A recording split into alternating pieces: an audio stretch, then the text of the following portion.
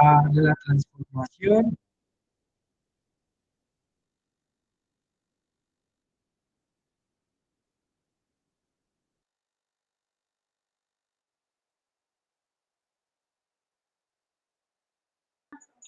Ahí sí, ya todos me pueden ver, ya todos me escuchan, me confirman, porfa, sino que desde el computador no sé por qué está fallando, pero bueno. Eh, Bienvenidos todos los seres presentes en el espacio. Esta es nuestra segunda clase el día de hoy, donde vamos a hablar sobre cómo nos enamora la naturaleza, esos procesos en los cuales todos trabajamos, le apostamos a territorio. De antemano les cuento de que vamos también a poder tener como ese espacio de diálogo en 3 momentos. Vamos a poder compartir vamos a poder compartir 2 videos en los cuales vamos a girar el diálogo, en el cual vamos a poder participar, vamos a poder entender, vamos a poder entender muchas de las dinámicas, también para las personas que ya vienen desde la clase anterior, que vinieron desde el proceso. Bienvenidos a la Escuela Nacional de Formación Comunitaria, un espacio pensado por y para los ambientalistas de corazón y esas personas que dedican su vida a aportarle y a servirle al territorio. Ya nos encontramos en vivo a través del YouTube para que ustedes también puedan hacer parte como de la transmisión y puedan los otros compañeros estar enterados del proceso, cómo lo vamos a hacer y todas esas dinámicas que en él convergen. Listo, yo soy Tiago García, quien nos modera parte del equipo de la dirección de la mesa ambiental. Le doy la bienvenida a mis compañeros, a mis colegas que también están conectados, a esos seres, sentires y pensares de todo el territorio mundial. Por aquí tenemos ya a muchos amigos conectados de muchas partes y muy diverso el espacio.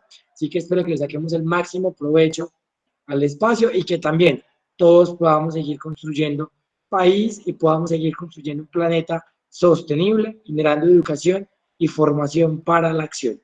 Así que voy a dejar de transmitir mi pantalla y les voy a pasar ya les voy a mostrar como tal el espacio del día de hoy.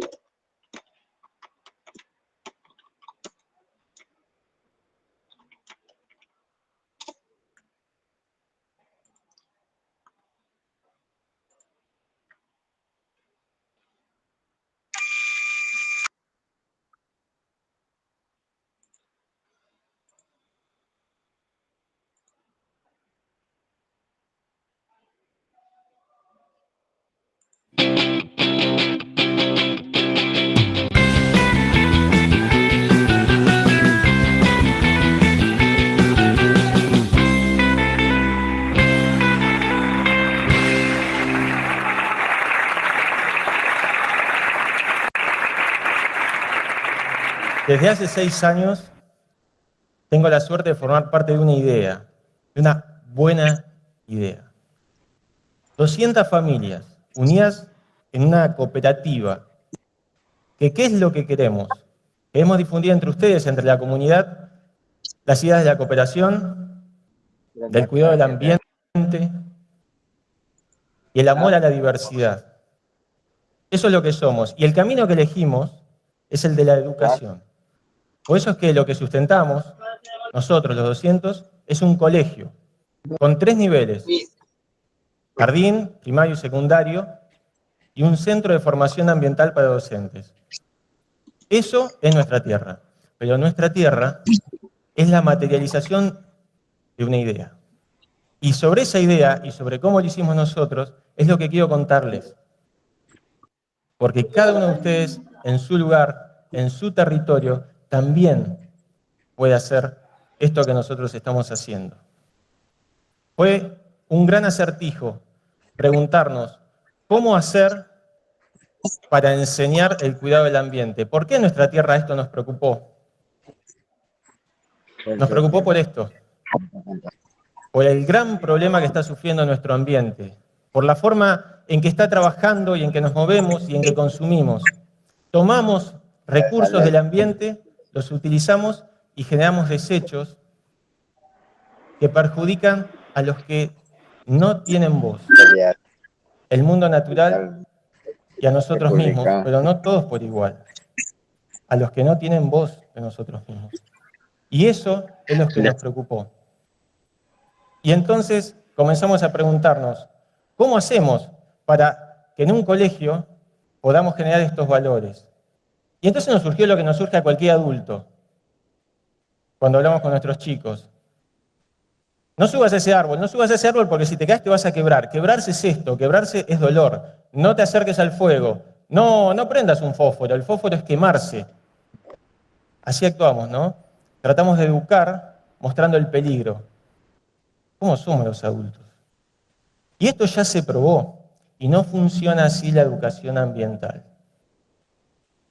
En Europa en los años 80, ante la catástrofe ambiental evidente, se incluyó en las currículas educativas un montón de contenido sobre la catástrofe ambiental. Imágenes como la que quizá vieron ustedes detrás, un río, desechos, todo arruinándose, fue lo que se usó para que los chicos tomaran conciencia. Así se les ocurrió, vamos a hacer que los chicos tengan miedo y que esto entonces no pase. ¿Y saben qué? No funcionó. Esas generaciones de chicos educados de esa manera, luego de 20 años, 30 años, se convirtieron en grandes apáticos e indiferentes acerca del problema ambiental. Lograron todo lo contrario. Entonces, ¿qué se hizo? Se fue a ver cómo había sido la niñez de los líderes ambientales, aquellos que tenían el valor de colectivamente enfrentar el problema. ¿Y sabe lo que se descubrió? Era re simple. Solamente cuando eran niños habían vivido hermosas vidas en la naturaleza, en un contacto íntimo, recreativo, juguetón. Entonces fue claro lo que nosotros teníamos que hacer. Teníamos que hacer que los chicos en el cole vivieran la naturaleza. Pero ¿cómo vamos a hacer eso? ¿Cómo hacemos para que un colegio que está en el medio de una ciudad permita vivir la naturaleza en el aula? ¿Es eso posible? Entonces nos pusimos a buscar. Nos pusimos a buscar y dimos con algo maravilloso, una metodología educativa. Una metodología educativa que se llama la enseñanza de la ecología en el patio de la escuela. Y les voy a contar qué es eso. Porque de nuevo, se basa en el gran principio del éxito de la educación, que es diversión, curiosidad, vivencia. La enseñanza de la ecología en el patio de la escuela lo que nos dice es que no tenemos que buscar la naturaleza en África, no tenemos que buscarla en videos con imágenes alucinantes sobre insectos, no solamente ahí.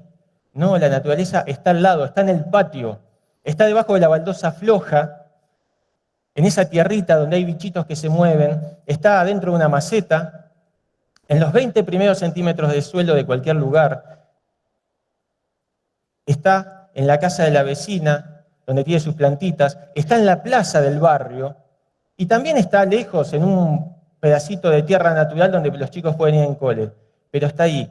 El gran secreto de la enseñanza de la ecología en el patio de la escuela es convertir esos espacios inmediatos naturales en el principal insumo educativo de lo que pasa en el año para los chicos.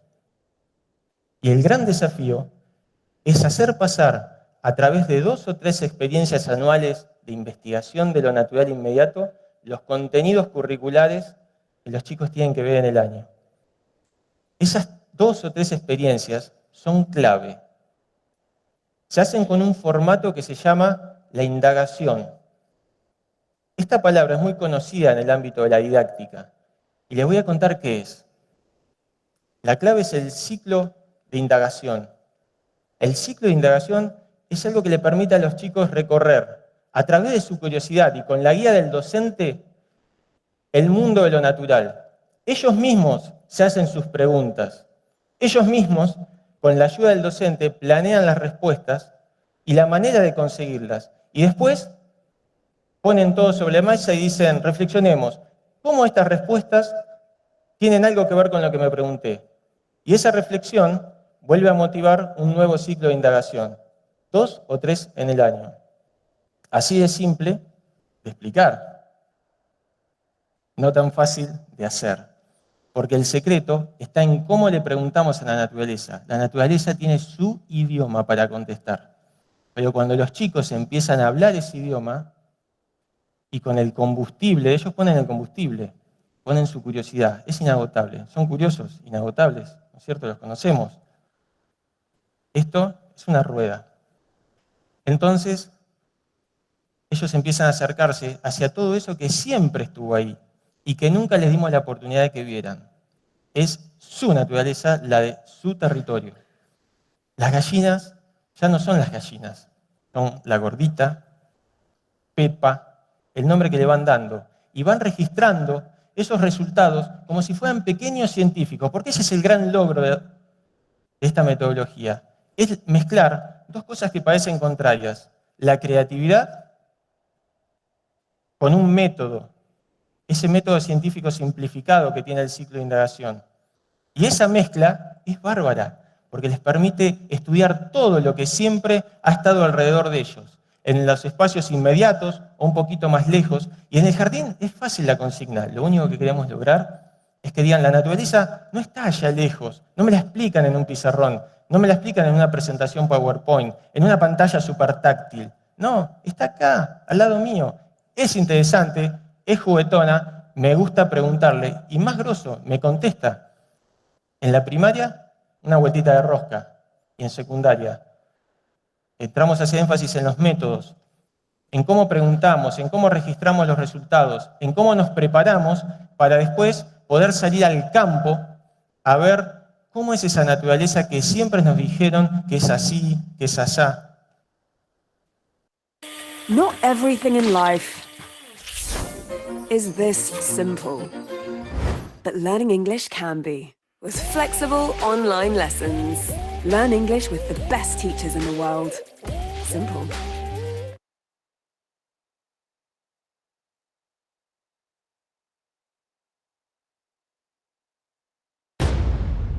Many weeks ago, my Lord husband was alive. And the realm was at peace. We must play the board before us. Proceed cautiously. All my life, I've endeavored to serve both my house and the realm. And somehow none of it matters.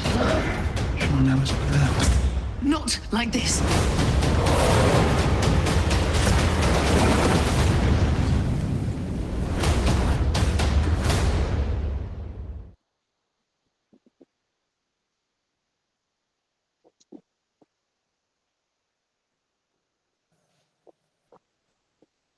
Ver los rostros de los chicos, cuando ellos mismos pueden darse las respuestas a sus propias preguntas, es la base del desarrollo de las comunidades para enfrentar el problema ambiental.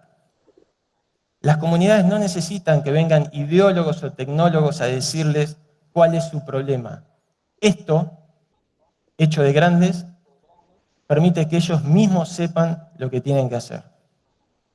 Esto es conocimiento puesto al servicio de la conservación del ambiente. Pero ahí no había terminado la cosa.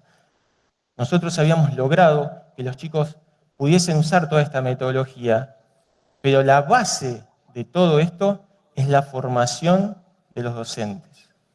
Los docentes tienen que pasar por un profundo y vivencial ciclo de formación para hacer esto. Porque no nos engañemos, ningún docente puede enseñar lo que él no ha vivido. Y tienen que pasar exactamente por lo mismo que pasan los chicos. Estar en el patio de tierra, estar viendo cómo preguntar, cómo contestar, cómo sistematizar, cómo divertirse haciendo todo esto.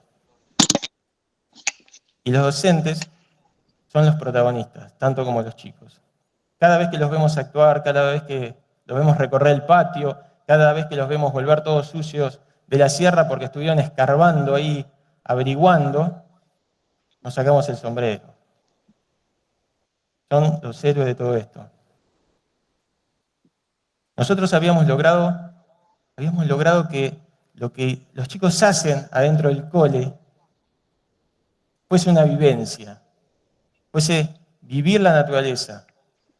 Pero queríamos más. Una ambición que teníamos era lograr que el mismo lugar donde ellos pasan sus horas no sean 4 paredes que no dicen nada, sino que el propio espacio escolar, el propio edificio, fuese la materialización también de esta idea de amar el ambiente de la experiencia. Y entonces empezamos a averiguar, nuevamente, buscamos, porque saben que hay muchos como nosotros que están preocupados por lo mismo. Y encontramos una metodología constructiva de casas, de edificios en Estados Unidos. Un arquitecto renegado, pero súper inteligente, que ha creado un método constructivo de casas a partir de materiales reciclados y que puede ser como nosotros nos gusta en nuestra cooperativa, puede ser hecha entre todos. Y con las cosas que la gente tira, que las tira por ahí y las amontona. ¿Saben los pilones que hay de neumáticos en el fondo del mar, amontonados en muchísimos lugares? Nosotros pensamos, qué bueno si podemos usar esto para hacer un colegio. Y este edificio, a su vez, tiene una cosa que nos encanta. Funciona porque está vivo y porque lo que están adentro lo hacen vivir. Es un pequeño ecosistema viviente. Tiene todo lo que queremos. Tiene un parque en el frente que regula la temperatura. Ese mismo parque también filtra el agua. La mayor parte del agua que utilizamos es adentro. También da frutos, es un pequeño huerto. ¿Y quiénes lo cuidan? Los que están adentro, los que viven todos los días ahí. Los que al ver ese edificio van a poder decir, esto es posible hacerlo. Otra arquitectura es posible. Y en este momento estamos trabajando en ese sueño para poder materializarlo. Acá, en Tandil, en Argentina, en el hemisferio sur, en el mundo, el primer edificio sustentable. Cuando nosotros pensamos, ¿habremos tenido éxito con todo este esfuerzo en los chicos? ¿Estaremos trabajando bien? Tenemos que mirar en el corazón de ellos. Tenemos que lograr que los chicos, cuando vean una imagen o cuando estén frente a un espectáculo natural como un bosque lleno de verde, lleno de colores, lleno de pinos, lleno de río, de piedras, sientan lo mismo que cuando estén parados delante de nuestro pajonal, que vemos todos los días si nos metemos en las sierras, que quizás no es tan impresionante. ¿Y qué es eso que ellos tienen que sentir para decir, hemos tenido éxito como educadores? La emoción ante lo vivo que hay adentro de esos espacios. Solo el conocimiento da esa sensación y esa seguridad. Solamente conociendo esos espacios, el corazón se abre para valorarlos. Porque nosotros, los grandes, lo sabemos muy bien. Solo cuidamos lo que amamos y solamente amamos lo que conocemos. Muchas gracias.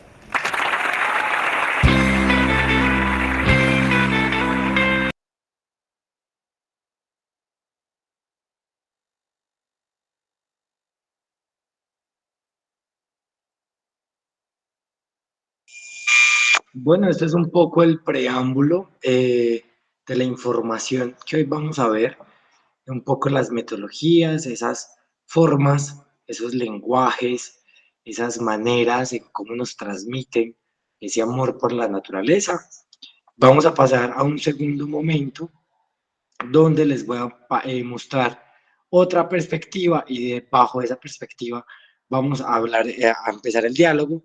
La idea es que este espacio sea un poquito más hablado, más dinámico, más interactivo entre todos y podamos dar como conclusiones interesantes en el espacio. Listo. Recordarles, no sé por qué se acabó de caer la transmisión en vivo, pues ya estamos nuevamente en vivo, ya les envío nuevamente el enlace de la transmisión para que ahí generen el registro de asistencia. vayan poniendo también el nombre de la organización, también que estén pendientes del contenido, de eso que se está haciendo a diario y que entre todos podamos también visibilizar esos procesos de territorio. Listo, entonces por aquí procedo a compartirles el otro video y abrimos el debate en base a eso.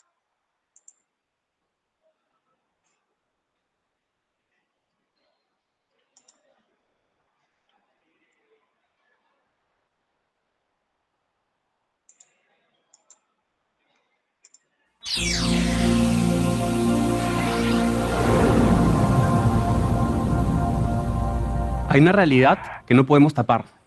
Todos nosotros somos parte de las primeras generaciones en la historia del planeta que podemos ver el planeta con el nivel de detalle que lo vemos hoy. Hace 50 años exactamente, la tripulación del Apolo 8 estaba orbitando la Luna y estaban tomando fotos de los cráteres de la Luna. Y de pronto apareció el planeta Tierra asomándose por ahí por la Luna. Y uno de los astronautas decidió tomar una foto con una cámara que tenía color.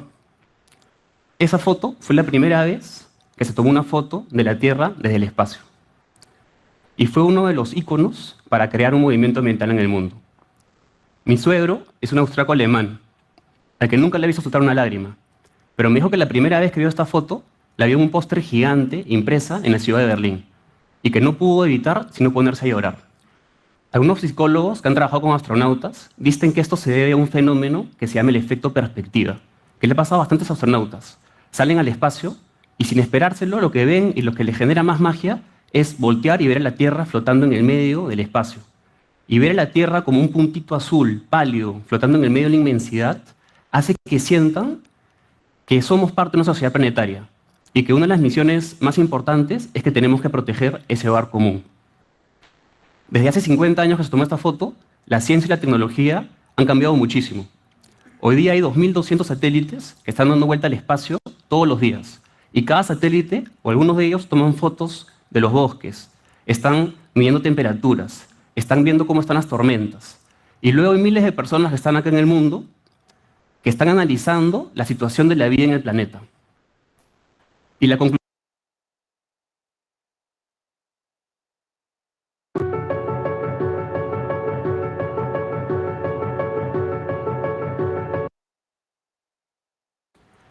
conclusión general, y no voy a entrar en detalle de eso, es que vivimos en un planeta que está en crisis. Y que además nuestros estilos de vida son la principal causa de estos impactos. La paradoja de nuestros tiempos es que nos hemos vuelto expertos obsesivamente y compulsivamente en detallar y registrar cómo estamos destruyendo el planeta en el que vivimos, cómo estamos destruyendo los ecosistemas de los que dependemos para sobrevivir. Pero no estamos usando esa información y ese sentido de urgencia para generar cambios de comportamiento de manera masiva y hacer cambios sistémicos, para que dejemos de ser una presencia humana destructiva en el planeta y nos volvamos una presencia regenerativa. No sé cuántos de ustedes nacieron en Lima y crecieron en Lima, pero yo soy una persona que nació en esa ciudad y creo que todos sabemos que Lima no es una ciudad fácil.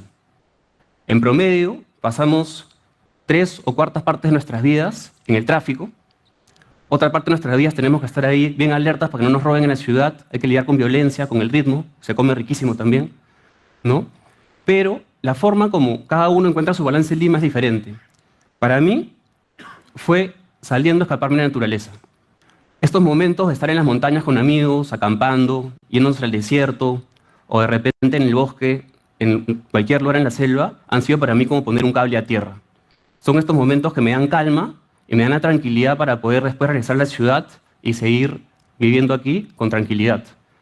Cada vez hay más estudios científicos que nos muestran lo que ya sabíamos, que pasar tiempo en la naturaleza te reduce los niveles de estrés y que además puede aumentar nuestro bienestar. Y lo que han descubierto recientemente es que no solamente basta con tener los espacios de la naturaleza o el acceso, sino que se genera un cambio mucho mayor cuando compartimos esos momentos con amigos. Porque como me decía mi mamá, los momentos de felicidad se amplifican cuando la felicidad es compartida. Y es que esos momentos que compartimos con gente, que hay esa interacción social positiva, son los que hacen que el vínculo con la naturaleza también se suelte mucho mejor, se fortalezca. Y el Perú es un país que es increíble para poder viajar, explorar y tener aventuras. Esta es la catarata de Irimbilla, que ni siquiera sabíamos que existía hace más de 10 años. la catarata de Gocta y Umbilla. Esta es la tercera más grande del mundo y los peruanos no sabían que existía esa catarata hace menos de 10 años, ¿no? Y igual que esto, tenemos complejos arqueológicos que nunca han sido estudiados. Tenemos 80% de los glaciares tropicales. Estamos primeros en los rankings de diversidad de mariposas, de orquídeas. La lista no para. Pero lo que pasa también es que hay una brecha entre lo que pasa en la ciudad y lo que pasa en las zonas rurales. Acá en Lima abrimos el caño y no mucha gente sabe de qué laguna o de qué nevado viene el agua que tomamos todos los días. Si le preguntamos a cualquier persona cuál es el nombre de los 51 pueblos originarios que viven en la Amazonía, la mayoría de personas tampoco te los podrán decir. Y creo que todos nosotros tenemos un rol para ayudar a cortar esa brecha. Yo decidí cuando tenía 20 años estudiar Derecho Ambiental. Porque algo que aprendí en los viajes es que también la naturaleza necesita algunos abogados que la defiendan. Y después de estudiar Derecho Ambiental, tuve la suerte de entrar a trabajar en la Sociedad Peruana de Derecho Ambiental. Y me uní a un equipo de trabajo, un equipo de abogados, cuyo rol principal, su misión, era ayudar a personas que conservaban la tierra en la costa, en la sierra y en la selva del Perú. En esos tiempos, conocí a una persona que me inspiró mucho. Él es Víctor Zambrano, lo están viendo en la foto. Víctor es una persona que es un agricultor de Madre de Dios. Por 20 años, Víctor sembró 1000 árboles y hizo que este lugar, que lo ven en la foto, y que es un potrero, que es un bosque deforestado, convirtió ese lugar en un bosque lleno de vida. Un bosque en el que ahora está lleno de ñañujes, de majaces, de aves. Pero no solo hizo eso. Víctor además le dio en herencia este terreno a su hija Querenda, para que ella además lo siga conservando. Y ha inspirado a sus vecinos para que sus vecinos también conserven los bosques. Pero en el 2010, el oro subió a más de $1000 la onza. Y esos bosques que Víctor había reforestado y cuidado, junto con más personas, estuvieron más amenazados que nunca. La práctica de la minería ilegal en Madre de Dios implica dragar ríos e implica deforestar bosques. Hasta el momento se han arrasado con más de 50.000 hectáreas de bosque en Madre de Dios. Y si no fuese por personas como Víctor y la gente que los defendía, hubieran sido mucho más. El dato que a mí me marcó fue cuando me enteré que el 60% del oro que se extrae en el mundo es utilizado para hacer joyerías. Y me quedó súper claro en ese momento que si es que en las ciudades seguimos comprando anillos de oro para casarnos sin preguntar de dónde viene ese oro, la presión sobre los bosques iba a llegar a los bosques más lejanos, salvo que cambiemos las formas como consumimos y producimos cosas en las ciudades. Ese es un tema importante, es que el partido de la conservación, que antes se jugaba más en los desiertos, en los bosques, en el mar, en zonas alejadas, ahora también se tiene que jugar con la misma importancia en las ciudades. Ese año yo decidí hacer una pausa y me fui a Inglaterra. Estudié una maestría en Cambridge en liderazgo para la conservación. Y algo que aprendí en Inglaterra, que me impactó, fue que las organizaciones de conservación allá tenían miles de miembros. Mientras que en Perú, que somos un país medio diverso, no habían casi opciones para que una persona que vive en la ciudad se pudiese involucrar en la conservación. Así que en el 2012 regresé a Perú, hablé con algún grupo de amigos y con el respaldo de la Sociedad Peruana de Derecho Ambiental creamos Conservamos por Naturaleza. Y Conservamos por Naturaleza se volvió una plataforma que el sueño principal era involucrar a una comunidad de personas que no se querían quedar de brazos cruzados. Era cómo juntábamos, cómo hacíamos que las personas que querían hacer algo no se sientan solos y puedan encontrar una comunidad que los inspiraba y los invitaba a involucrarse. El tema clave de Conservamos es que hemos logrado crear campañas que permiten que cualquier persona se pueda involucrar dependiendo del perfil que tenga. O sea, algunas personas pueden ser voluntarios ocasionales y otras personas deciden cambiar por completo su vida. El inicio de Conservamos fue bastante mágico. El primer año fue como enamorarnos de vuelta del Perú, pero a través de los ojos de personas que lo conservan. Porque comenzamos a viajar a todas las áreas de conservación del Perú, que vimos en un mapa, y comenzamos a visitarlos para aprender sus historias, tomar videos y hacer crónicas de ellos para compartirlas con el mundo entero, pero a las crónicas además le poníamos cuál era la lista de necesidades que se necesitaban para que sigan trabajando, para que gente que esté en la ciudad sepa qué podían hacer para ayudarlo. Hasta el momento hemos ayudado a que más de 15.000 personas donen alguna forma de talento, recursos a la plataforma y ayuden a gente a seguir conservando. Y no sé si hay, ¿cuántas personas hay aquí que han ayudado a Conservamos? Si se pueden parar, por favor. Yo le quiero pedir que aplaudan a estas personas y a las demás. Y aprovecho para invitar a las personas que no se han parado a que ahora que nos conozcan puedan también involucrarse en el futuro. Y les voy a contar algunos ejemplos de personas con las que hemos trabajado. Ellos son una familia rimarachín. Ellos cuidan un bosque de niebla en las alturas de Bagua Grande. Y si no fuese por el apoyo de la comunidad Conservamos, no hubieran logrado en 4 años lograr las metas que ellos habían planteado hacerlos para el final de una vida. Hace 20 años que no habían visto regresar a sus bosques a especies del mono choro de cola amarilla, animales de esta especie. Y hace 2 años, finalmente, pudieron volver a encontrarlos en sus bosques. Ellos son los colaboradores de Conservamos por Naturaleza de Loreto. Son un grupo de jóvenes que son biólogos, ingenieros forestales, y lo que ellos hacen es, como voluntarios, ayudan a personas que quieren hacer conservación en sus tierras y ellos les hacen los inventarios biológicos para que puedan crear más áreas de conservación. Y también están liderando una campaña que se llama Hazla por tu río, que es un hijito de una campaña que les voy a contar después, que se llama Hazla por tu playa, que consiste en limpiar la basura y los plásticos que hay en los ríos de la Amazonía. Ella es Dafne, una persona que conocimos recién hace 2 semanas, que fue a una charla hace poco y nos dijo que ella es especialista en marketing y nos dijo que después de la charla decidió que nunca más iba a trabajar para una empresa cuyo propósito no compartía. Y también tenemos casos como el de Eduardo Jackson, que es un empresario que trabajaba en IBM toda su vida y después de ver los videos y sentirse inspirado y de ver la comunidad y de que más gente estaba logrando vivir más feliz, con una vida más simple y conectada con la naturaleza, decidió comprarse un terreno en Uzapampa, donde ahora crea un área de conservación. Después de estos años, hemos creado un modelo que creemos que puede ser útil para cualquier persona que quiera involucrar a más personas en la conservación. Y es un modelo que tiene 5 metas. La primera meta es que haya más naturaleza conservada por ciudadanos. En el Perú tenemos más de 1,5 millones de hectáreas conservadas por ciudadanos, pero creemos que podemos involucrar a muchísimas personas más. Una de las campañas que hemos hecho, usando las leyes de una manera innovadora, es Hazla por tu ola.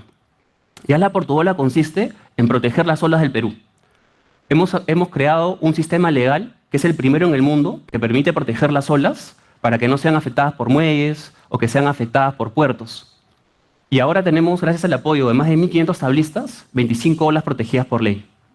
Y ahora queremos replicar este modelo para hacerlo en otros lugares del mundo, pero también para poder proteger otros lugares donde las personas practicamos deportes de naturaleza, como por ejemplo los ríos. Ríos como el Marañón, que ahora están bajo la amenaza de ser represados, pero que tienen un potencial gigantesco para poder ser la entrada ideal para llegar a Chachapoyas y ser un destino turístico. Esto nos lleva a nuestra segunda meta, que es que más personas tengan un contacto significativo y trascendente en la naturaleza. Hoy día hay estudios en Estados Unidos que muestran que niños de Estados Unidos pasan menos tiempo al aire libre que presos de una prisión de máxima seguridad. Y este tema es crítico, porque es en esa edad temprana en donde generamos los vínculos, que son los vínculos que perduran por toda una vida y que nos hacen más propensos a cuidar la naturaleza.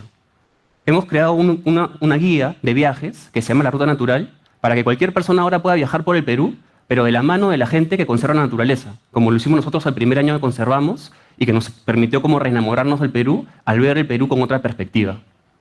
Y ahora estamos buscando, esta guía es completamente autosostenible, y estamos buscando replicarla en otros países.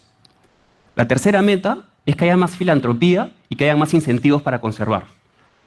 Hoy día la mayor cantidad de fondos que llegan al Perú para la gente que quiere hacer conservación son de fundaciones de Estados Unidos. Y lo que nosotros creemos es que deberían ser las empresas peruanas y ciudadanos peruanos los que asumimos la responsabilidad de cuidar nuestro patrimonio. Así que hemos hecho diferentes campañas que permiten que la gente pueda donar recursos y talento. Una de ellas es Reforestamos por Naturaleza. Por 50 soles, menos de $20, donas esa cantidad de plata y puedes adoptar un árbol en un área de conservación. Y te llega un certificado con las coordenadas del árbol, el nombre de la especie, y con las coordenadas puedes eventualmente ir a visitarlo. La mitad de los fondos van al área de conservación para que puedan mejorar sus proyectos de conservación y la otra mitad es usada para la campaña y nosotros también damos becas a jóvenes profesionales que son los que nos ayudan a monitorear la reforestación y que sea de una manera más exitosa. Y eso tiene que ver con nuestra cuarta meta, que es que hay más profesionales para la conservación. De verdad que inspirados por Enseña Perú, creamos esta campaña que se llama Conserva Perú, con la que le damos becas a jóvenes profesionales para que hagan pasantías, cursos y puedan viajar también gente de Lima a áreas de conservación en la selva o en la zona rural para donar su talento a esas causas. Ellas son jóvenes de la comunidad nativa de Puerto Prado. La mayor, segunda de la izquierda, es Karen Manuyama y ella es profesora. Y con una de estas becas, lo que se logró es que Karen pueda enseñarle a los demás jóvenes, niños y niñas de la comunidad de Puerto Prado, a aprender la lengua cocama-cocamilla, que le estaban perdiendo, y así recuperar su lengua y su identidad. Ese es un caso en el que ayudamos a un grupo de arquitectos y diseñadores que crearon un proyecto que se llama Albergues Naturales y pusieron su talento a disposición para remodelar por completo un albergue que está en Jaén, en Cajamarca, donde Luciano Troya y su familia protegen el hábitat de especies endémicas como el fringilo pizarrado en los bosques secos de Jaén. Y la quinta meta es la de producción y consumo sostenible, porque lo que les dije antes es la única forma de cerrar el círculo. Desde hace 6 años venimos organizando con nuestras aliadas de Life Out of Plastic, Loop, la campaña Hazla por tu playa, que ha permitido que más de 10.000 personas salgan a limpiar las playas por el Perú. Pero no solamente eso, sino que la limpieza, al recoger basura que está en las playas, te genera mayor conciencia sobre el tipo de productos que consumes y te puede hacer mucho más consciente a la hora que defines qué tipo de productos elegir en el futuro. Además, hemos creado esta masa crítica de personas que ahora nos ayudan en las propuestas de ley que estamos haciendo al Congreso para que se reduzca y se regule el plástico de un solo uso en el Perú. Y con la información que tenemos, porque ahora sabemos que, por ejemplo, las bolsas y las cañitas son los principales objetos que encontramos en las limpiezas de playas, también sabemos cuáles son las principales empresas cuyos productos están en las playas. Y tenemos la información para llegar a esas marcas y plantearles que se comprometan a cambios para que puedan bajar en los rankings de cuáles son las empresas que más encontramos en las limpiezas de playas.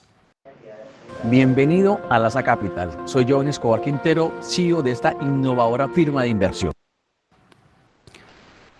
Yo quiero cerrar con una reflexión que a mí me marcó, que fue la que leí en el libro Sapiens, del historiador, un profesor de Oxford que se llama Yuval Harari. Y él plantea que en la sociedad actual necesitamos, para hacer colaboración en masa, necesitamos tener ciertos mitos, ciertas narrativas, como lo fue el sueño americano o como lo fue el capitalismo, lo es hasta ahora más bien. Y yo creo que el principal mito de nuestros tiempos es el de la regeneración, ¿no? Y hay 3 re, que son las que quiero hablar el día de hoy. La primera de la regeneración es la reconciliación en la forma como nos relacionamos con la naturaleza. Porque ahorita estamos basados en nuestra relación con la naturaleza en donde es una relación basada en el aprovechamiento. Y tenemos que volver a una visión basada en la reciprocidad. La segunda es la de relocalización. Los problemas globales son tan grandes que abruman a cualquiera. Pero cuando los relocalizamos, cuando los hacemos manejables a nivel local, podemos y sentimos el impacto de nuestras acciones. Y en un mundo tan conectado por la tecnología, la historia que cuenta el cambio de una localidad puede amplificarse y lograr cambios a escala global. Y la tercera tiene que ver un cambio sistémico más grande y más complejo, que es cómo sentamos las bases para la regeneración. Y yo creo que ahí el reto principal es cómo hacemos que cuando satisfacemos nuestras necesidades de hogar, necesidades de alimento, de vestimenta, no solamente estemos pensando en cómo generamos un impacto menor, sino que la satisfacción de esas necesidades se vuelva una excusa o una forma para poder regenerar algún espacio de la naturaleza. Poniendo esto en concreto, cuando pagamos la luz, deberíamos estar ayudando al pagar esa luz con un porcentaje que sea para incentivar el desarrollo de las energías renovables y no los combustibles fósiles. Cuando pagamos la cuenta de agua, tendría que haber un porcentaje que es para mejorar la cuenca de donde viene esa agua. Cuando compramos una fruta o verdura, tenemos que estar pagando por la regeneración de los suelos y no la degradación de los suelos cuando compramos frutas y verduras que vienen cargadas de pesticidas y fertilizantes. Yo creo que de acá a un par de siglos, si nosotros logramos hacer esos cambios y que la opción por default cuando vayamos a comprar algo al supermercado sea la opción que es la regenerativa, que sea la opción mainstream, no que sea la más cara, que sea la que tienes que buscar en un lugar diferente, vamos a poder ser vistos de acá a 2 siglos como la generación re. No la generación que rechazó el reto, sino la generación que decidió asumir el reto y no decidió ser neutral ni indiferente en un mundo en crisis. Gracias.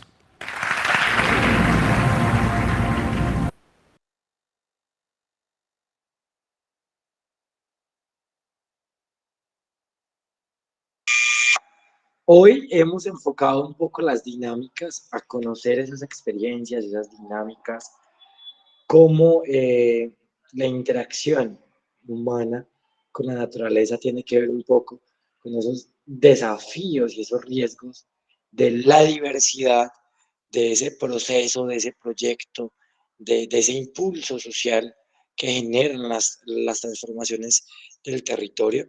Por eso, ahorita hablamos de la diversidad en peligro.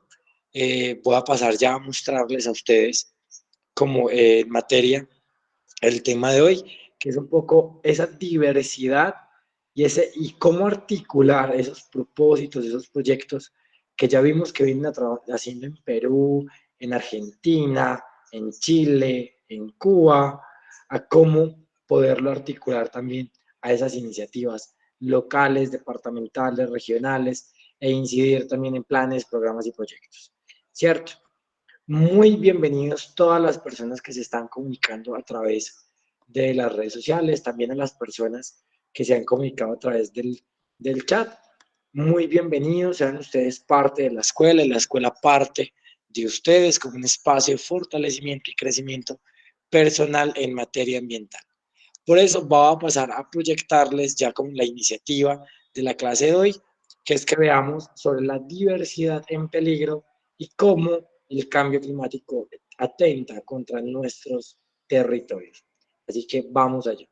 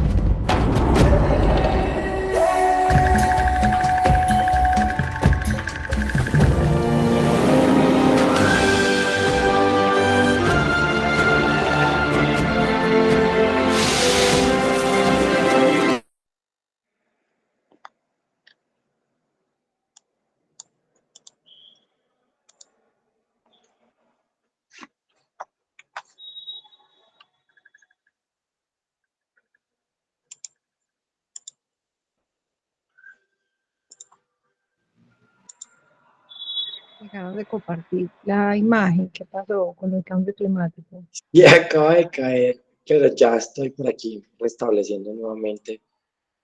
¿Ya ahí sí lo ven? Sí. Sí, sí, sí, gracias.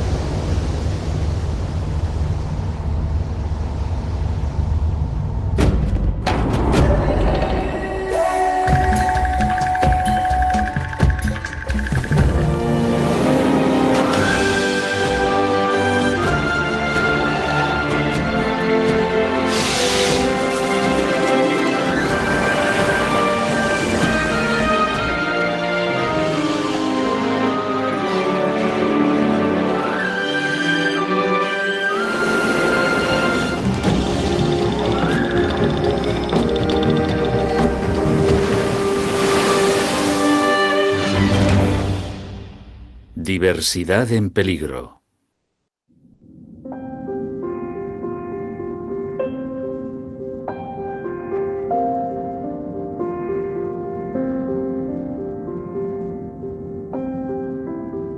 Hoy por hoy, que sepamos, solo hay un planeta vivo.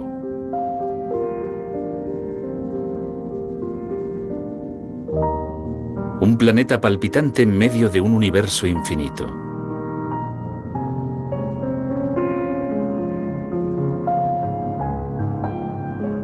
Un planeta azulado y brumoso que late al ritmo cambiante del agua.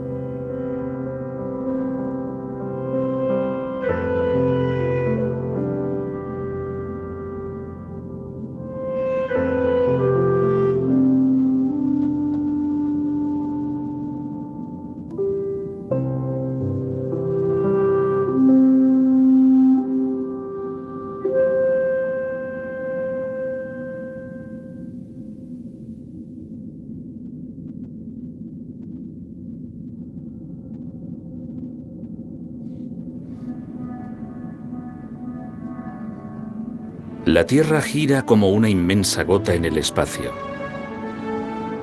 3/4 partes de su superficie son líquidas y están cubiertas por las aguas saladas de los mares y los océanos.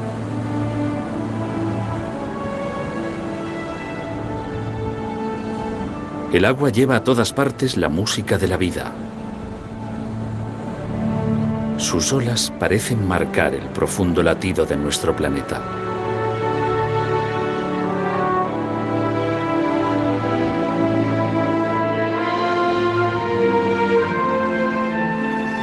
tamborileo de la lluvia sobre los charcos anuncia el consuelo de la tierra sedienta, porque allí donde llega aporta frescor y vida. La voz del agua tiene muchos matices. El rugido sobrecogedor de las cascadas es la voz poderosa de los grandes ríos.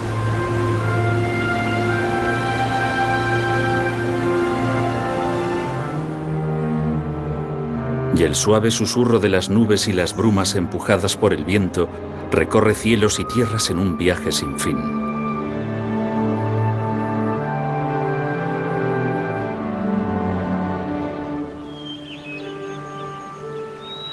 Todos los seres de nuestro planeta son, en menor o mayor grado, de agua.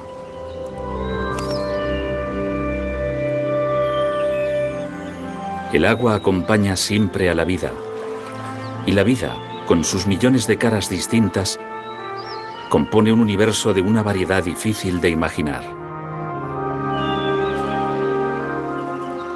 La Tierra es un planeta húmedo. Quizás sea esa la mejor forma de decir, de comprender que está viva.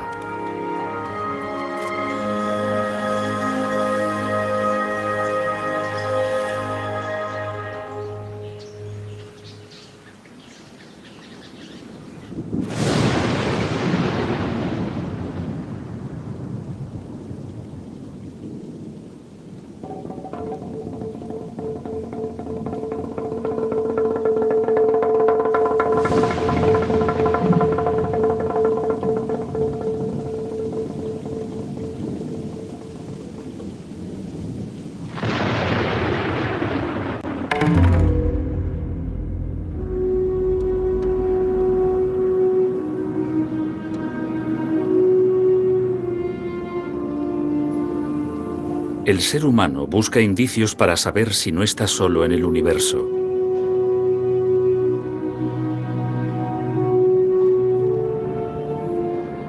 Las misiones espaciales destinadas a Marte y las investigaciones sobre planetas y galaxias lejanas intentan saber si allí, a años luz, existe vida.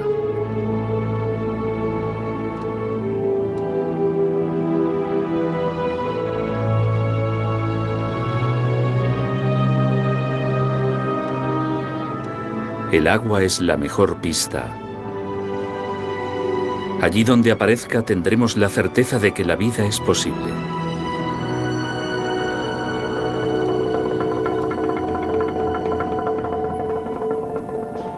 Buscamos la vida en las estrellas y mientras aquí abajo se nos escapa entre las manos.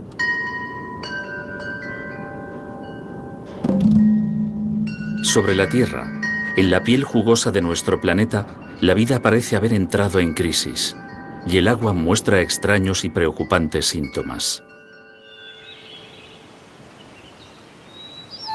Muchas especies cuyas vidas pertenecen al agua, seres que dependen para sobrevivir de las selvas tropicales lluviosas, de los mares, de los ríos o de los humedales, vienen disminuyendo, extinguiéndose lentamente junto con los paisajes que habitan.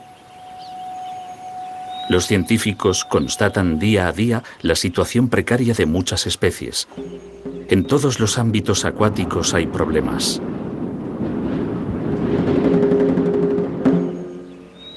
Basta hacer un pequeño recorrido para descubrir algunos síntomas de la grave enfermedad que aqueja al agua y a sus paisajes.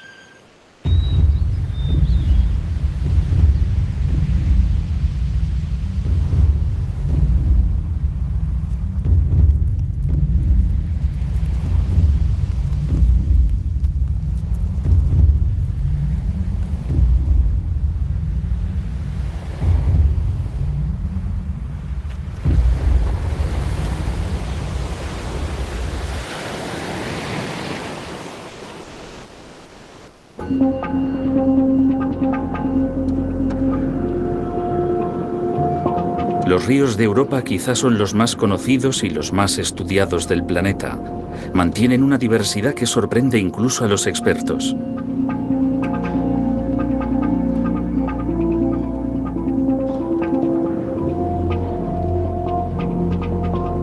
Europa, el viejo continente, cuenta con 522 especies de peces de agua dulce, una cifra nada desdeñable.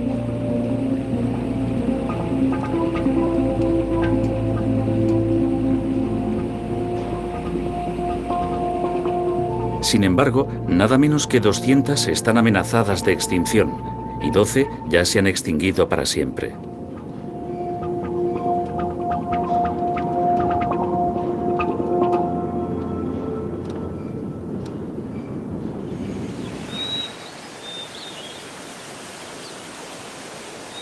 Los ecosistemas de agua dulce son tremendamente sensibles a las acciones humanas y todo su entramado ecológico se resiente cuando se degrada el agua o su entorno.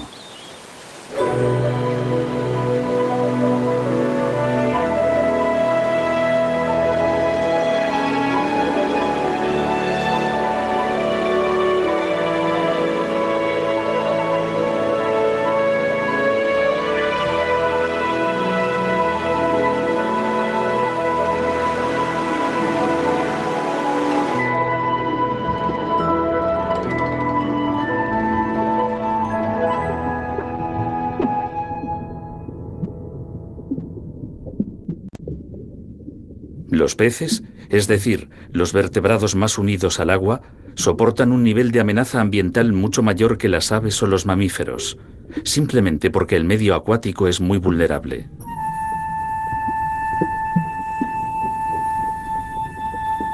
Quizás el ejemplo más significativo de la decadencia de los ríos sea el esturión.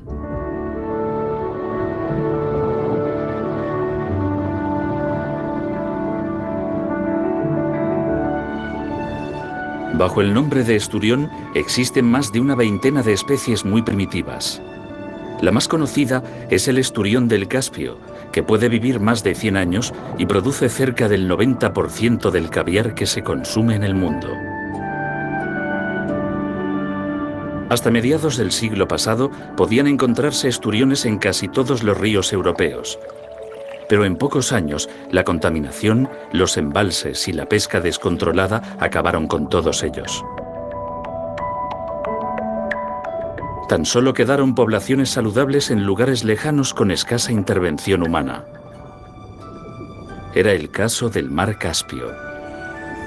Debido a la sobreexplotación ilegal de las mafias surgidas tras la caída de la Unión Soviética, pronto desaparecerá también de Rusia y de los otros estados litorales, a pesar de su valor económico y social.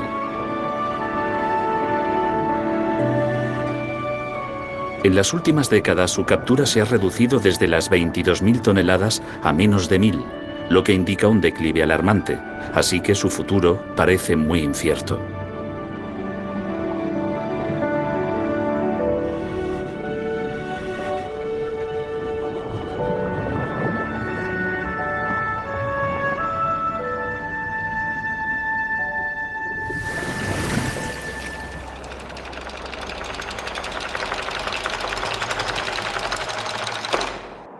Mafias aparte, el desarrollo insostenible de las sociedades está detrás del drama. Además de la sobreexplotación y la contaminación de los cauces, la construcción de grandes presas sin tomar ninguna medida que les permita llegar a sus frezaderos impide que los esturiones y otras muchas especies migratorias puedan reproducirse.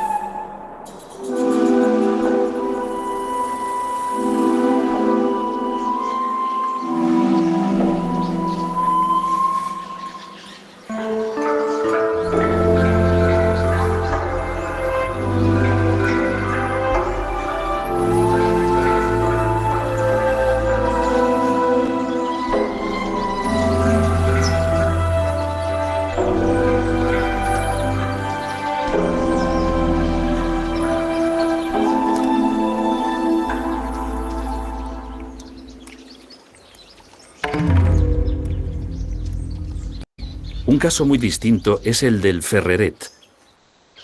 El sapillo balear o ferreret es un ejemplo de anfibio al borde de la extinción.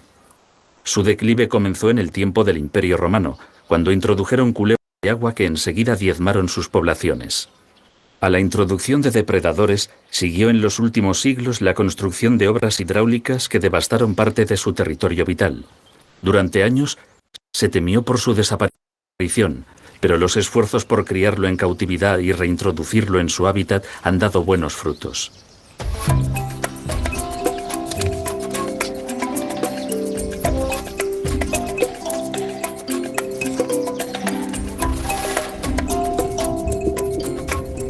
Los expertos y las autoridades se han unido en planes de estudio y planes de cría en cautividad que han permitido reintroducirlo en su hábitat natural y vigilar estrechamente los lugares donde habita en plena naturaleza.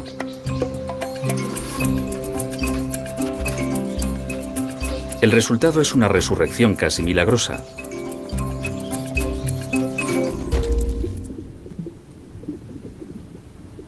Los humedales dulces, las lagunas de interior, tienen un caso similar en un pequeño pez. El fartet, uno de los peces de agua dulce más amenazados del planeta, pasa por circunstancias muy parecidas al ferreret. En general, los humedales han sido desecados en muchas zonas del planeta y con su desaparición se han extinguido muchos seres. Ese era el camino que llevaba este pececillo exclusivo del levante español y del norte de África. La desecación de los humedales para cultivos y la extrema contaminación esquilmó sus poblaciones hasta ponerlo en grave peligro de extinción. Solo la creación de pequeñas reservas, la promulgación de leyes y la cría en cautividad asegura hoy por hoy la supervivencia del fartet y muchos otros peces continentales. Sin embargo, aún hay problemas.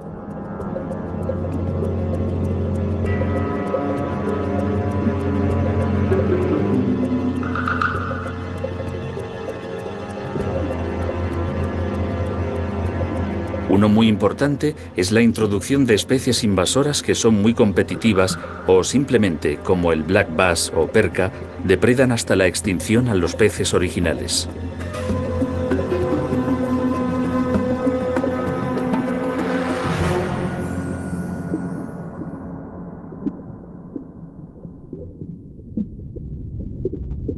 Las especies de agua dulce tienen muchos problemas para sobrevivir, pero las marinas no les andan a la zaga.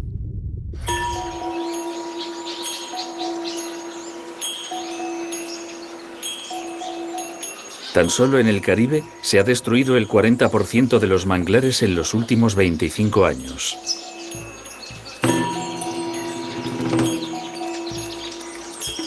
Los manglares protegen la costa, filtran la contaminación y albergan una rica comunidad de seres. Pero los destruimos para edificar viviendas residenciales o turísticas y para crear grandes instalaciones de acuicultura intensiva. El nivel de deterioro es tal que los manglares han desaparecido de muchas costas.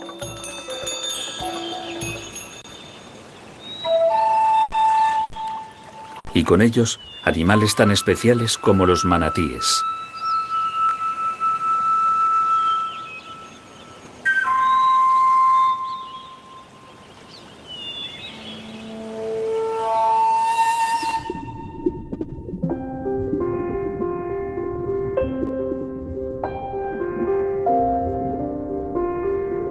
Antaño, los manatíes eran cazados por su sabrosa carne. Pero en algunos territorios, como Estados Unidos, los protegieron por ley desde 1893. Sin embargo, esa protección no fue muy útil.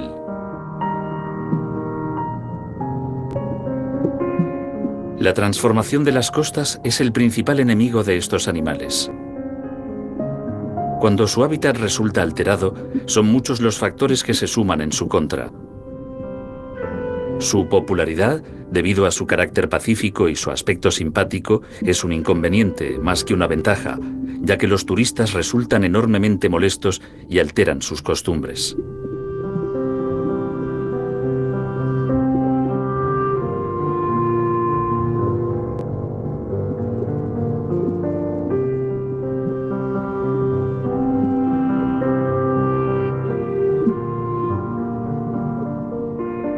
La proximidad de complejos residenciales no solo elimina el ecosistema original, también poluciona las aguas donde viven los manatíes y, más directamente, incrementa los accidentes con las embarcaciones de recreo. Muchos ejemplares sufren graves heridas que muchas veces resultan mortales o les producen daños irreversibles. Para evitar estos problemas, se crearon santuarios y reservas que han permitido proteger a algunas poblaciones desde las que parecen asegurar su supervivencia.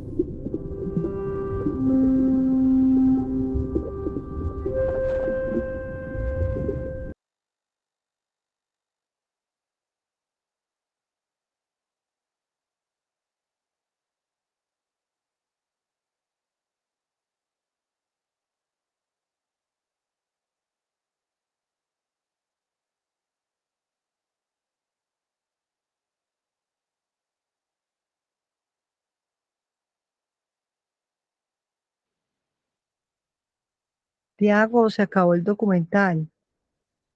No, mi hermosa, es que se me cayó el computador.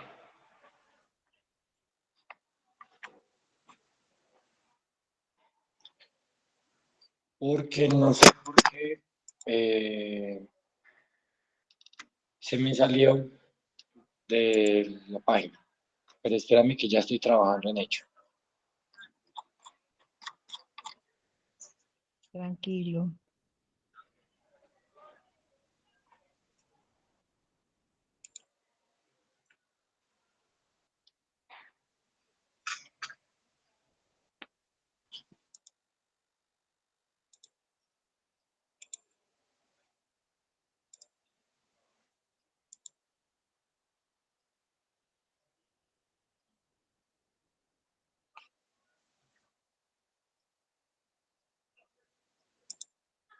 Afrodisíacos.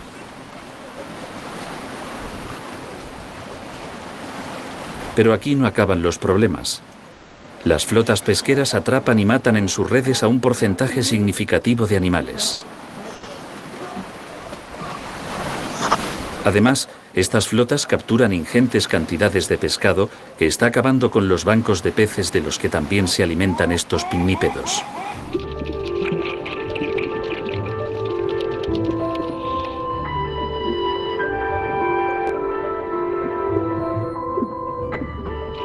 Precisamente las pesquerías, ese recurso alimenticio tan valioso, están desapareciendo a pasos agigantados.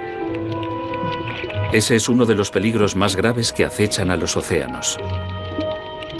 Los números son muy socorridos para comprender el grado de destrucción.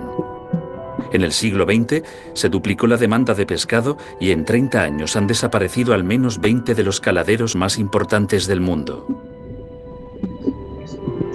Un ejemplo clásico eran los grandes bancos del noroeste del Atlántico, donde se atrapaban ingentes cantidades de bacalao, desaparecidos en los años 90. Casi 20 años después no presentan signos de mejora.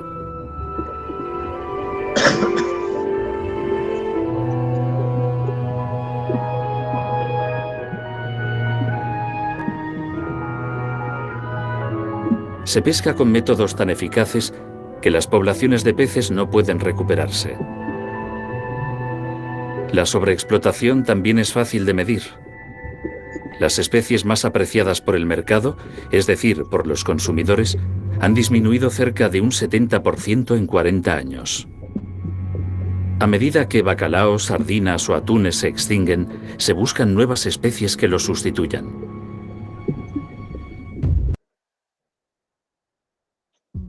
If Rhaenyra comes into power, she can cut off any challenge to her succession. Greens are coming for you, Rhaenyra.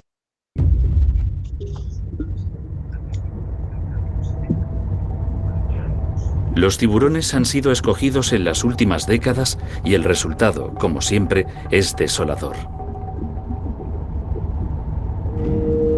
Los míticos tiburones, protagonistas de leyendas, cuentos o películas, están en el punto de mira.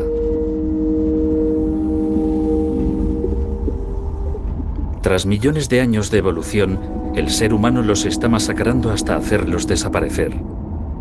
Su final es convertirse en filetes pienso o sopa de aleta de tiburón.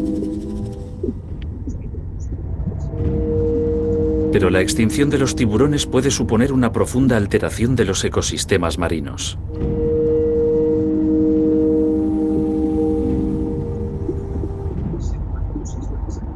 La desaparición de los tiburones en amplias áreas de los océanos está relacionada con la disminución de ostras, almejas y otros moluscos que el hombre aprovecha comercialmente.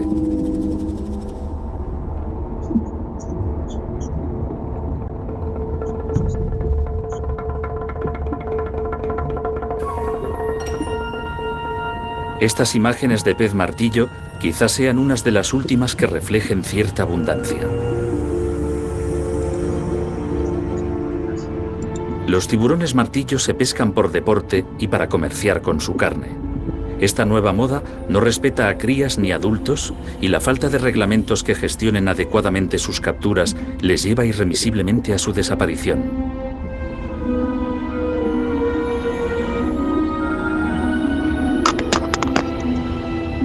En las costas de Estados Unidos, su situación es crítica.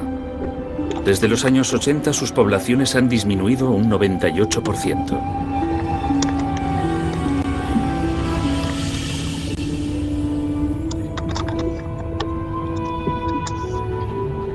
Pero el resto de los tiburones del mundo está corriendo una suerte similar y se estima que sus poblaciones, en conjunto, se han reducido cerca de un 70%. Cada año entran en las listas de peligro de extinción nuevas especies como el pez zorro, el tiburón caballa, el tiburón azul o el tiburón oceánico.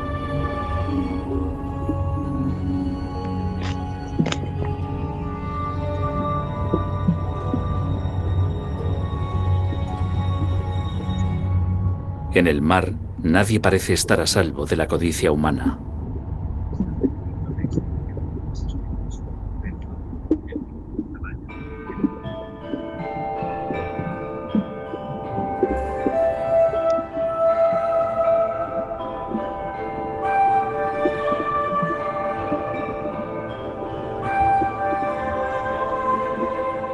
Este simple repaso resulta preocupante, pero es obvio que podemos preservar nuestra naturaleza.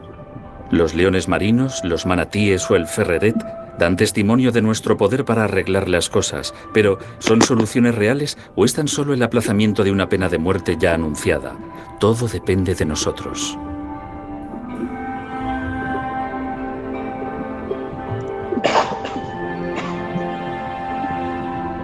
Tenemos la información y los conocimientos para gestionar bien nuestro mundo de agua. Ya no es solo una responsabilidad de los gobiernos, los organismos internacionales o las organizaciones no gubernamentales.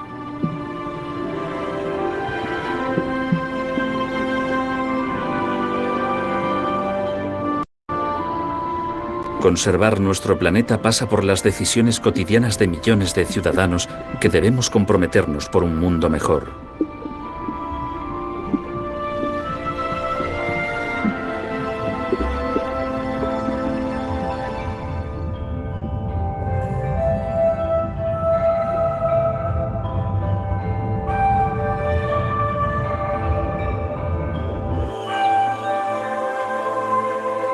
Nunca en la historia de la humanidad hubo retos tan comprometidos.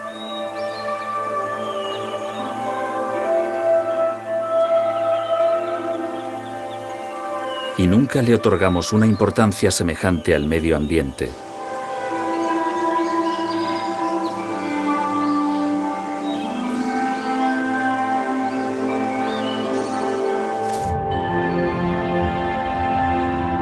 Todos y cada uno de los rincones del planeta se resienten de las actividades humanas.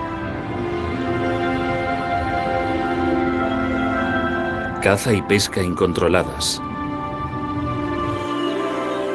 Tala de bosques. Contaminación de ríos y mares. Sobreexplotación de recursos naturales. Destrucción del litoral.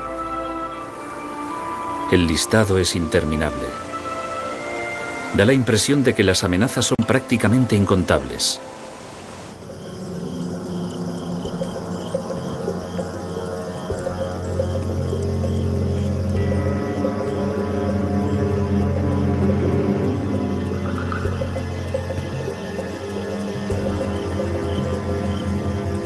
Y hay una que destaca entre todas ellas.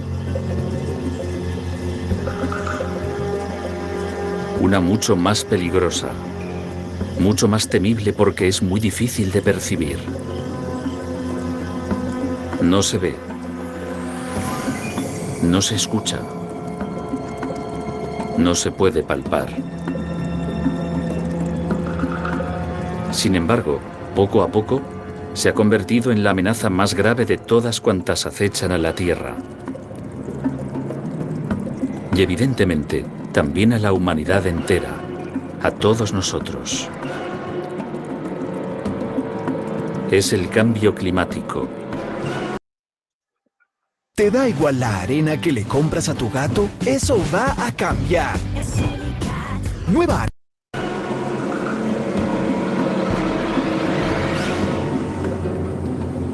El calentamiento global.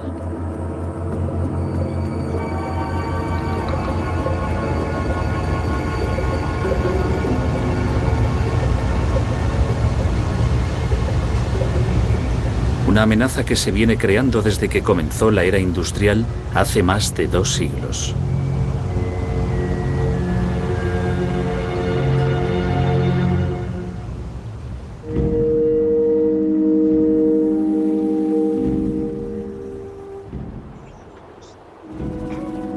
El cielo nos parece infinito, y ciertamente lo es.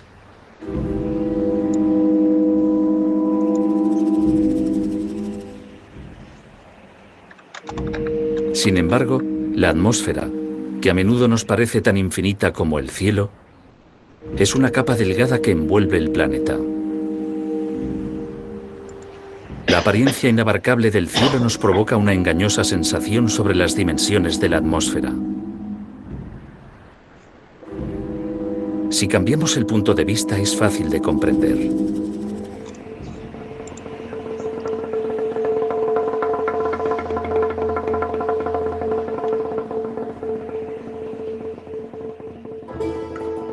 Basta con alejarse de la Tierra.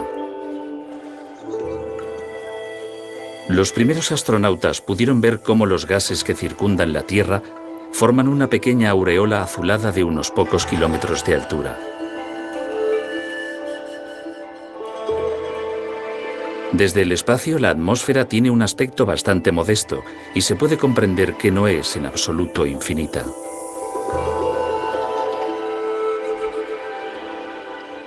Los gases que respiran los seres vivos apenas se elevan más de 4 kilómetros de altura. Es decir, cualquier avenida de una gran ciudad como París, Madrid o Londres tiene una extensión muchísimo mayor. Por tanto, a pesar de lo que pueda parecer, el aire respirable de nuestro planeta es finito y forma una delicada envoltura donde se acumulan los gases que hacen posible la vida y además participan activamente en el clima terrestre.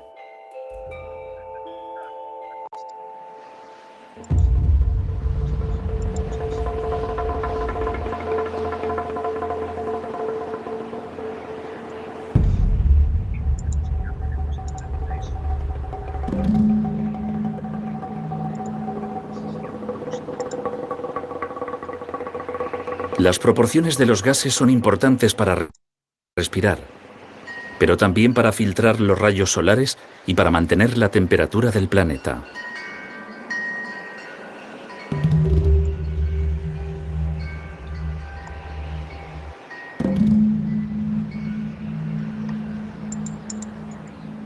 Los científicos han descubierto en los últimos decenios que la composición de la atmósfera está cambiando en todo el globo terrestre. La razón es que el dióxido de carbono cada año es más abundante. Su incremento produce un cambio en la proporción de los gases de la atmósfera y también afecta a la regulación del clima terrestre. ¿Por qué suceden estos extraños cambios? El motivo es fácil de comprender. El ser humano lleva arrojando a la atmósfera enormes cantidades de dióxido de carbono desde hace más de 2 siglos, cuando comenzó la revolución industrial. La combustión de carbón, madera y petróleo libera carbono que, poco a poco, se ha ido acumulando en el aire.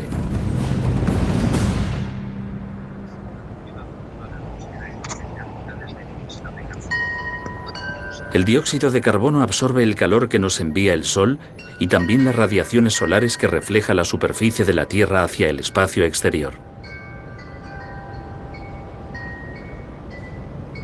Ese efecto es conocido como efecto invernadero e inevitablemente actúa sobre el clima, que se va recalentando cada vez más rápido. El calentamiento global actúa directamente sobre el agua en cada rincón del planeta.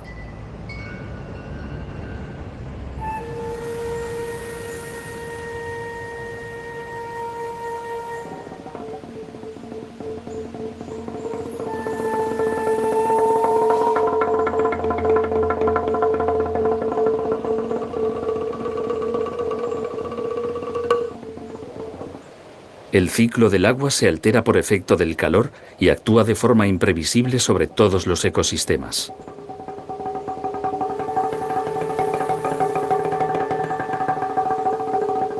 Los efectos son muy diversos, aunque los investigadores los detectan cada vez con mayor precisión. Las publicaciones científicas acumulan muchos datos sobre los impactos del cambio climático.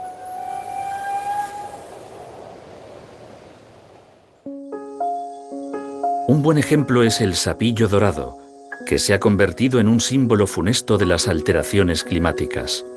Es el primer animal que se extinguió debido al calentamiento global. El último fue visto en 1989. Los análisis demostraron que las altas temperaturas de los últimos años disminuyeron las nieblas de su hábitat. La escasez prolongada de agua y humedad provocó la extinción total de esta especie, que solo vivía en un pequeño rincón de Costa Rica.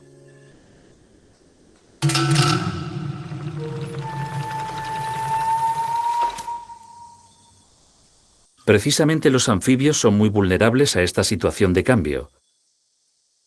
En todos los continentes se ha detectado una drástica disminución de especies y cantidades de anfibios, incluidas zonas de selva virgen. En las regiones selváticas de Centroamérica, desaparecieron hasta 2/3 partes de las especies en los años 80 y 90. El culpable directo es un hongo de la piel de los anfibios, que normalmente es inofensivo. Sin embargo, el calentamiento del ambiente provoca una forma agresiva del hongo que se vuelve mortal.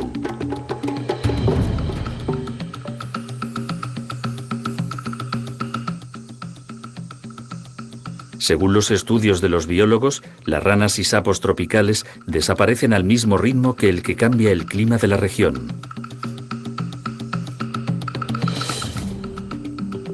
Las infecciones de hongos en los anfibios se producen a gran velocidad en todo el planeta y cada vez se incluyen más especies en las listas de peligro de extinción.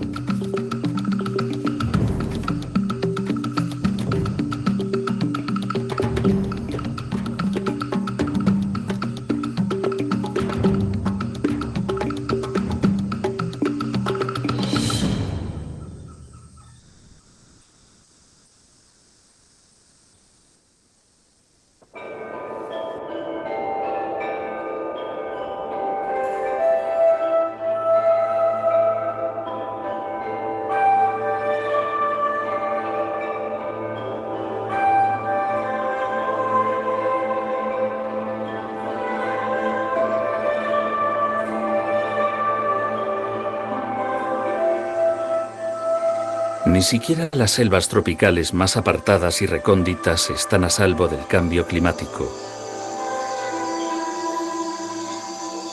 Este ecosistema es muy antiguo y siempre ha mantenido unas condiciones ambientales homogéneas, con humedad y temperaturas constantes.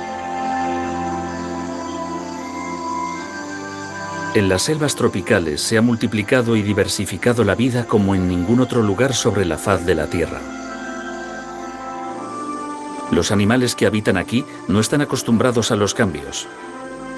Viven en unas condiciones ambientales muy concretas y su capacidad de adaptación a las variaciones del clima es nula.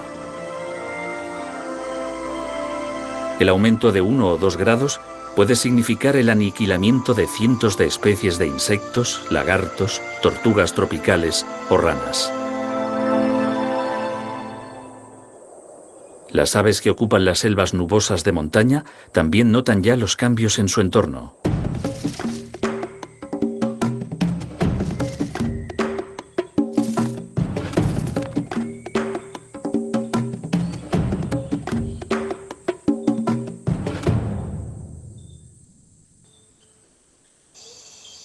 Las nubes que aportan humedad cada vez son menos frecuentes. Los bosques nubosos han de desplazarse hacia las zonas más altas y sus ocupantes pierden cada vez más territorios.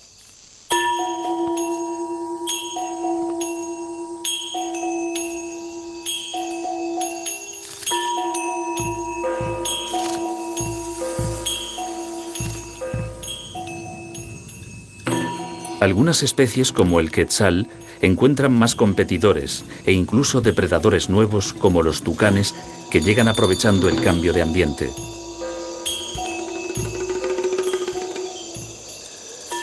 En pocos años, algunas especies se han hecho muy raras y tienden a desaparecer.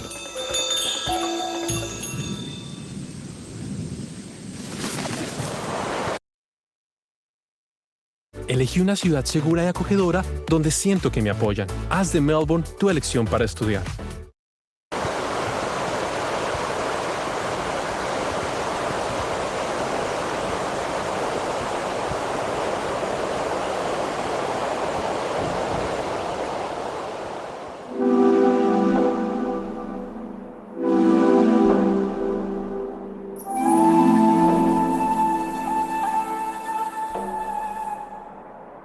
Las selvas agonizan sin que apenas nos demos cuenta, pero los ecosistemas polares saltan a las primeras páginas de los periódicos todos los días.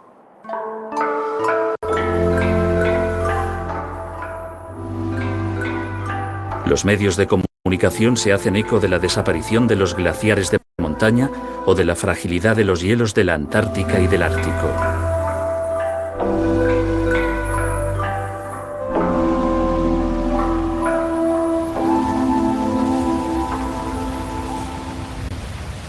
Los glaciares y los polos son los principales reservorios de agua dulce de la Tierra, y su baja temperatura actúa directamente sobre el clima de todo el planeta, generando corrientes frías de agua y aire. La rápida desaparición del hielo almacenado en los polos está alarmando a los científicos, ya que su deshielo supondría la subida del nivel del mar varias decenas de metros. La ausencia de hielo en los polos significaría la desaparición de grandes poblaciones de moluscos, crustáceos, algas y peces, y una alteración muy profunda de los ecosistemas marinos. Los expertos han clavado sus miradas en los cambios ocurridos en los ambientes polares y advierten síntomas muy preocupantes en algunos animales.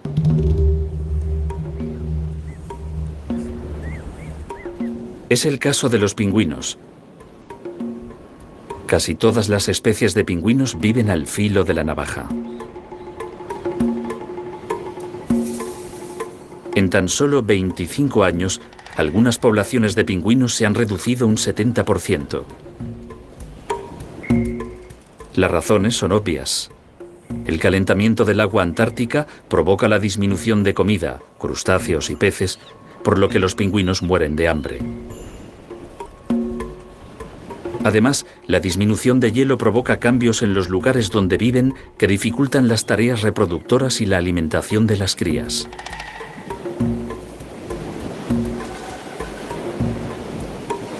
Si la tendencia se confirma, en los próximos decenios desaparecerán las 3/4 partes de todos los pingüinos del mundo.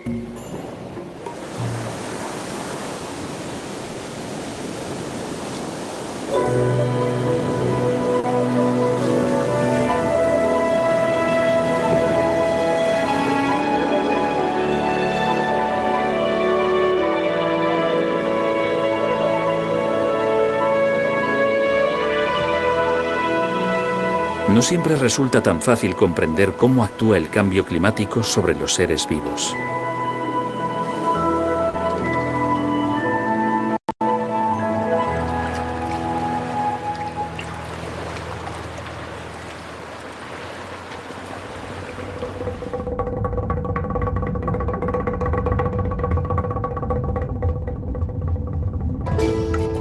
El caso de las tortugas marinas es digno de Sherlock Holmes.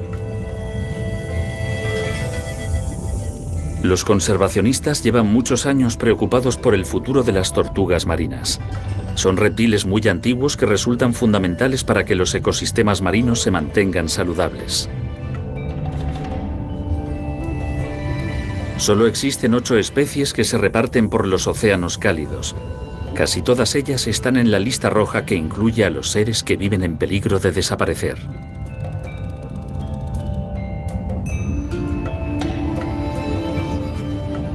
Las razones son variadas y todas son obra del ser humano.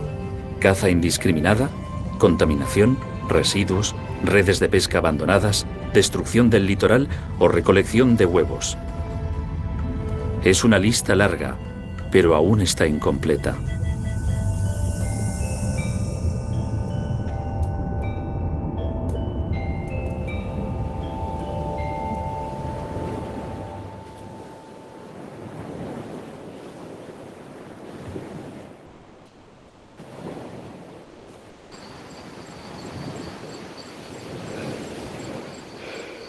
Para salvarlas de la extinción, se han creado reservas naturales que protegen las playas de anidación. En esos lugares no se puede construir y están vigilados para evitar el robo de nidos.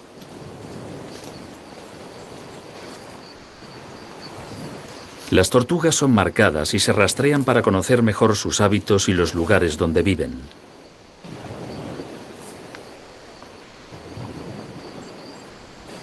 Sin embargo, todos estos esfuerzos pueden resultar inútiles.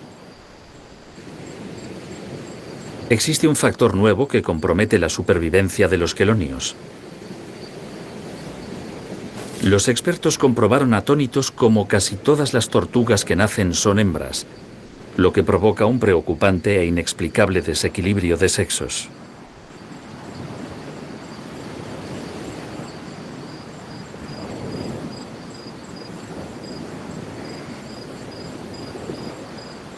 La ausencia de machos es un nuevo problema difícil de solucionar y de comprender.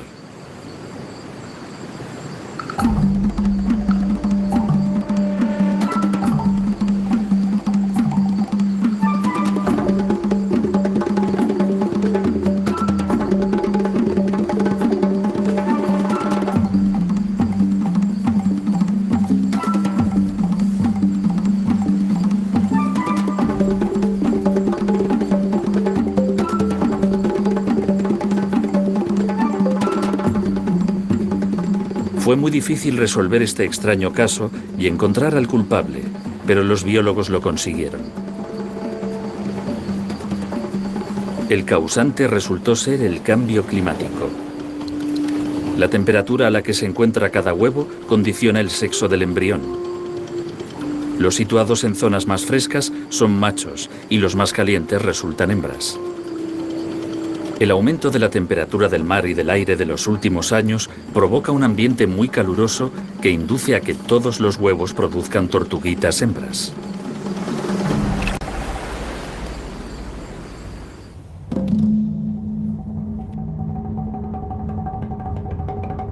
Serán las tortugas las que nos transporten hasta otro lugar amenazado por el calentamiento global.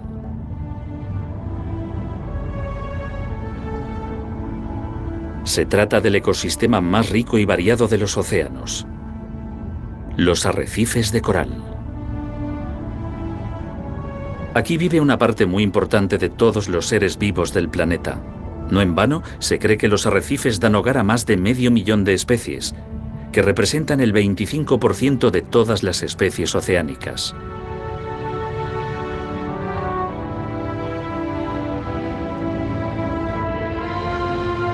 Es un ecosistema muy antiguo, pero también muy delicado. Las condiciones ambientales impuestas por el hombre en muchos mares han hecho estragos en la superficie de los arrecifes. La sobrepesca o la contaminación han devastado amplias regiones, pero es el aumento de las temperaturas el peligro más grave que las acecha.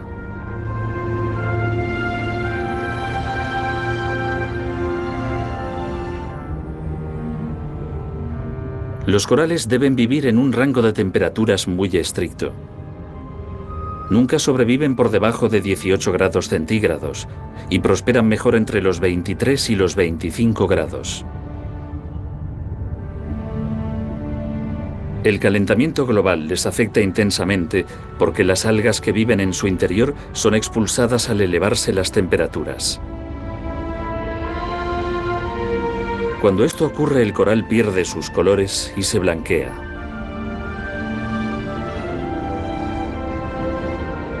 Cuando desaparecen las algas, el coral se vuelve más frágil y lo atacan enfermedades que acaban por matarlo.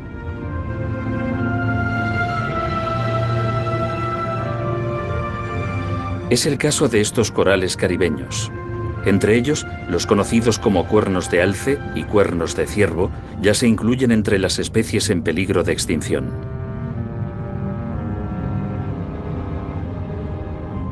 El fenómeno del blanqueamiento del coral está ocurriendo en todos los mares y es un indicador muy claro del calentamiento del agua.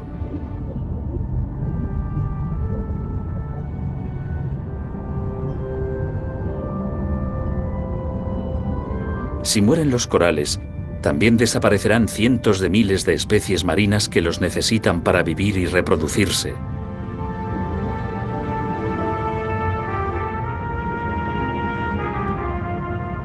Y supondría el colapso de un ecosistema del que también dependen millones de seres humanos para sobrevivir.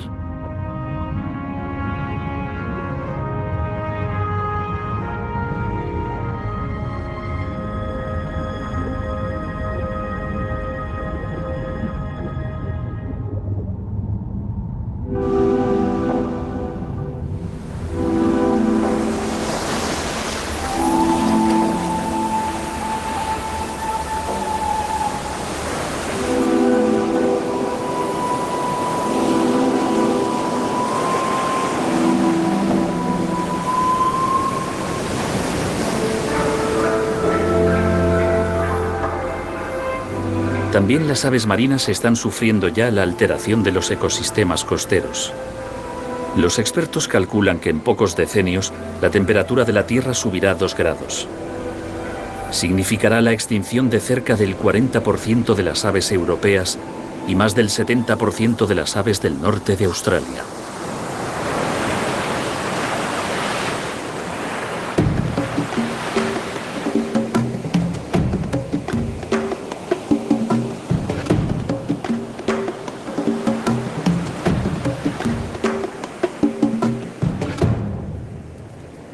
Los limícolas son aves muy sensibles a los cambios ambientales, ya que viajan miles de kilómetros entre sus territorios de cría y los de invernada. Su vida depende de la estabilidad de muchos enclaves naturales y son muy vulnerables a los cambios de esos paisajes. Por eso se consideran centinelas del cambio climático. En la actualidad, los leves cambios que el calentamiento provoca en los ecosistemas costeros se traducen en un descenso cercano al 50% en las poblaciones mundiales de limícolas.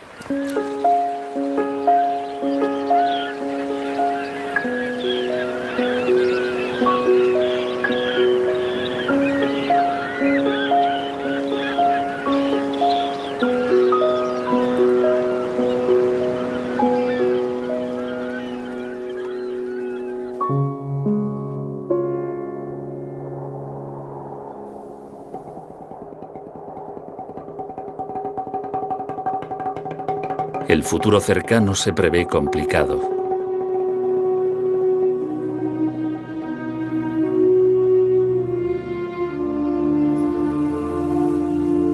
Las inundaciones y las sequías serán cada vez más frecuentes y las padecerán amplias regiones de los 5 continentes.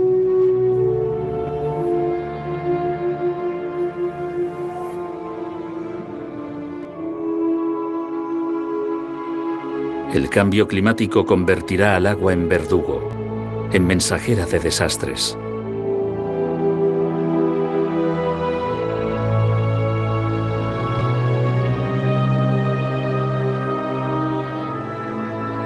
Ya se percibe cómo el ciclo hidrológico se altera en todo el planeta y los ecosistemas se resienten en todas partes. Los estudios científicos que confirman el problema se cuentan por decenas de miles, y no solo atañen a plantas y animales. La alteración general del clima también tendrá entre sus víctimas a los seres humanos, que al fin y al cabo somos los responsables de resolver un problema que hemos creado.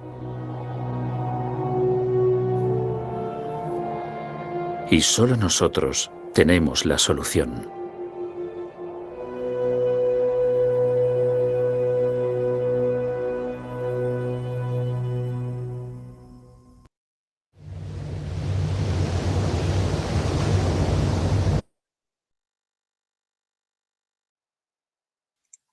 Bueno, muchachos, no sé si me están escuchando ahí. Sí, perfecto. Mil gracias por ser parte de mi proceso. Mil gracias por conectarse hoy a la clase. Hoy tratamos un poco como el tema de esa biodiversidad ecosistémica, de cómo también una especie puede afectar el resto de especies de un territorio, cómo pueden también hacer el proceso. Porfa, recuerden llenar la asistencia, es decir, poner el nombre por el nombre, organización, proceso o de dónde nos acompañan por medio de el YouTube. Ya se los comparto en el chat para las personas que no están. Ahí se los acabo de enviar para que porfa pongan el nombre, la organización. Espero que nos podamos seguir viendo en otra oportunidad. Este viernes tenemos Cineforo, donde vamos a hablar de cambio climático a través de vamos a hablar de la pérdida de los recursos naturales a través de la guerra, con una película muy colombiana que nos va a mostrar y nos la van a dar a entender también desde otras perspectivas y puntos de vista. Así que mil y mil gracias a todos ustedes por hacer parte de la Escuela Nacional de Biodiversidad y Cambio Climático.